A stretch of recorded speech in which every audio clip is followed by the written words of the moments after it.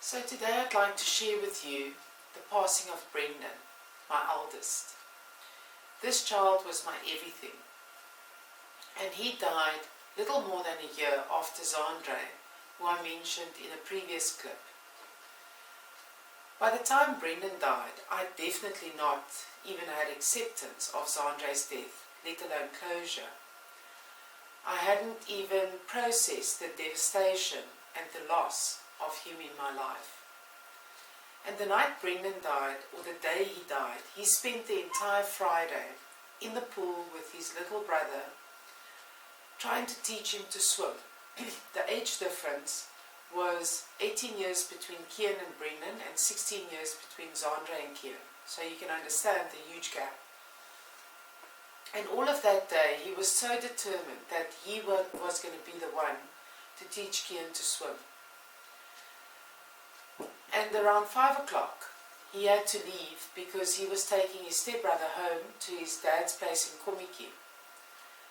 So he kissed me goodbye and he said to me, "Mom, I'm really not list to go." Because at the time, for that entire week prior to that, Brendon was helping me fixing paddocks, mending the stable doors, and so we had a lot to do, and it was such a wonderful time of spending an entire day side by side with this boy of mine. And I so appreciated the fact that he willingly, out of his own, offered to spend his first week of his holiday like that, side by side with me. So we kissed goodbye, and he turned around about 3-4 times on the garden path, waving at me before he left. And that evening I went to a local pub with some friends for a few drinks. And the habit between myself and my sons were, we always checked in at 11 at night and again at 1, and after that they were home.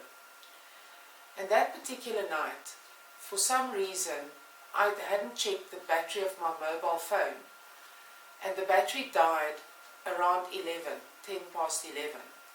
So I started feeling uneasy, but I thought, okay, he's with his father, so everything should be okay. And just after midnight I went home, and I was still at home with friends when the next moment the garage door opened, and there was my ex-husband, pale and grey in the face. And when I saw him, I knew something was horribly wrong. And the first thing I said to him was, "What hospital is he in?" Because there was no aspect of my mind that could comprehend another death. And he started crying, and he just shook his head.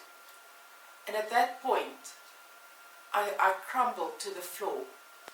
And I recall I was crawling around on that floor with noises and sounds coming out of my body, cries racking my chest, and pounding the tile floor with my fist.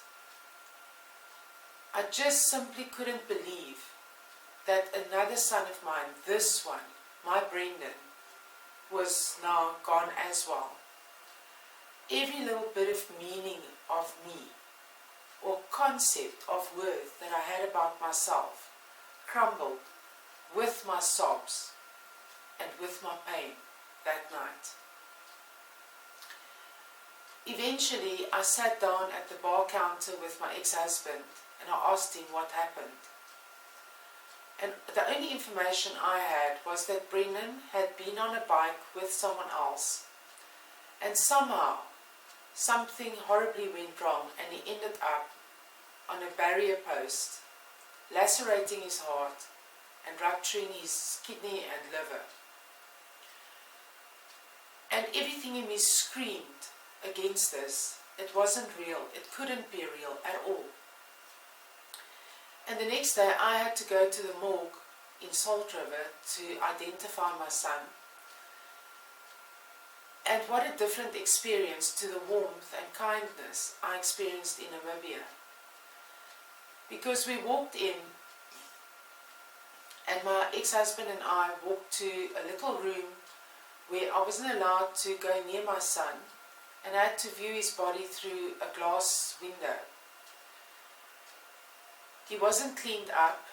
There was still blood around his mouth and down his neck. And I collapsed because that person that was there on that bed or trolley was not my Brendon at all. Brendon's life nearly fulfilled all the fears of everybody close to me and who loves me, because it took all of me not to take my own life after he died. It took all of me to recognize I still had one son left, and he was worth continuing for. He was only a baby. Brendon died a month before he turned 5. To say to you that the deaths of my 2 eldest sons devastated my life is to put it mildly. And I went through a process in the months that followed where I had to now really do introspection and ask myself, what do I live for now? What's left other than Kian, my baby? And the one aspect in my life that gave me the courage to keep moving was the fact that I had Angel House, that my work, my clients, were the ones who kept me standing, who gave me reason to wake up every morning, or at least to get out of bed every morning.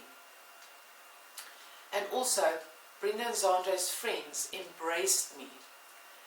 Many of them spent days and weeks with me, sleeping over, helping me take care of Kian, and I will be eternally grateful for those kids who just flanked my sides, and they had my back in those days. So as we're sitting here today, it's been 3 years now since Brendon died.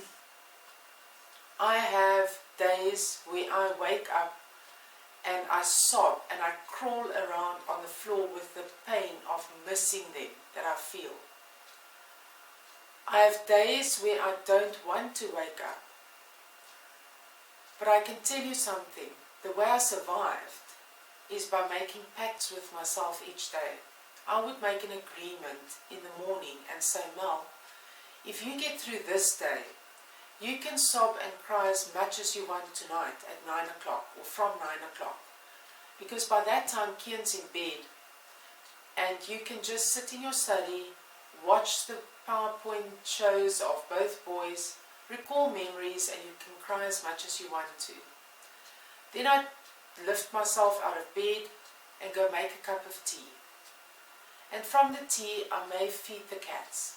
And so I've found little things for myself to do just for the next moment and the next and the next. And subsequently, in these past 3 years, a lot of other difficulties and traumas also happened resulting from that. And each of those I've learned to overcome, because if I could survive the death of 2 boys within little more than a year, then surely I can survive most other things. And ironically, after Zandré died, I said nothing worse can happen to me. My God, how I've regretted those words in years after, because worse did happen to me. Brendon died. But today I look back and I realize I had a choice, and I chose to focus on the years I had with them. Zandré was 19 and a half exactly when he died. Brendon was 22 when he died. So put together, it's 2 decades of beauty and fun, bliss and laughter I shared with them and their friends. We used to party. We had so much fun. And I still hear them and I see them, yes. It doesn't make my journey any easier than yours if you've lost a child or a loved one. I'm only human. I feel the same way everyone else does. And even though from time to time I get to see them, I never get the privilege to sit down and have a chat with them like this. Because I'm their mother, and I would very likely or possibly want to hold on to them and never let them go again. So the universe is extremely fair, because yes, you get a gift, but you don't get to use it to your own advantage or benefit at all. And no, I didn't know they were going to die. Imagine if I did, I would have been in an asylum many years ago. But I knew someone was going to die, and at the time I thought it was possibly me. But it was my boys. And my choice is life, not death. Because I focus on all the fun we had, on everything they've given me, on the beautiful lessons I learned from them, and how privileged I was to have been their mother for their life journeys this time round. I choose not to focus on the fact that I lost them, on the fact that they died. I choose not to ponder and stay with what's gone. I choose to embrace what I have.